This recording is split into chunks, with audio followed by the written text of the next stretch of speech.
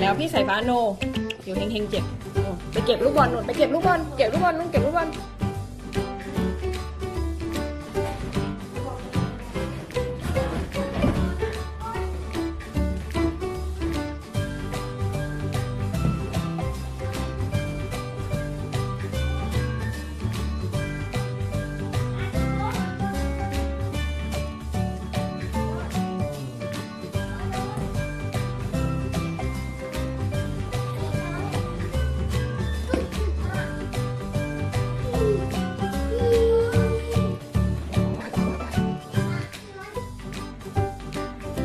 ไม่เอาเดี๋ยวมันหัวคว่ำนะฟ้า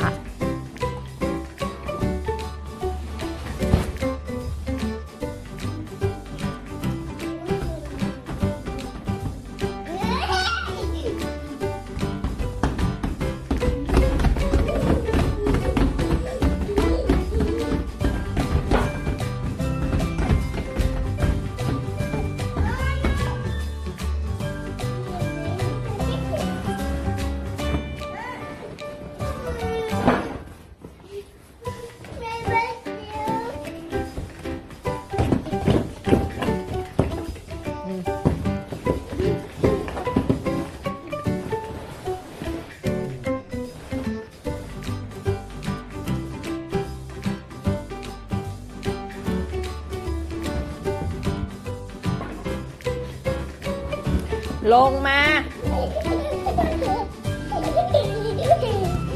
ลงมา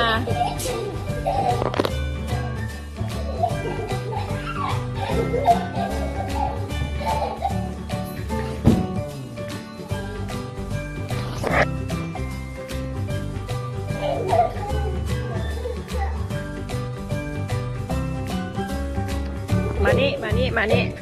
วางดีๆเล่นดีๆ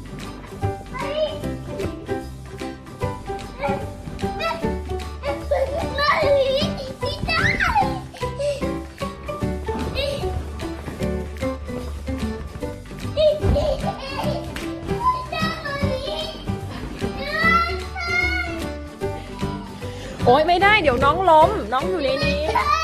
ไม่ใช่อะไรล่ะเขาของเธอไม่ใช่เขาเล่นกันแบบนี้เดี๋ยวน้องล้มใส่ปาก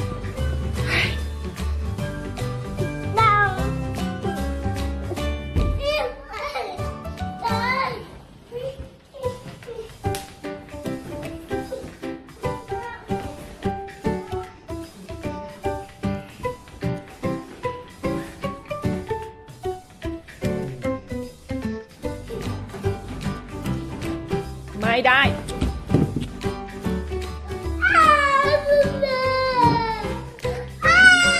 อยากเล่นไปเล่นดีๆไม่ให้ปีนเดี๋ยวมันตกลงมา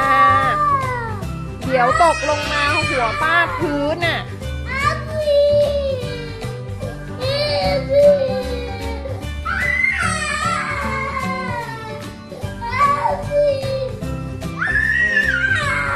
ดราม่ามาก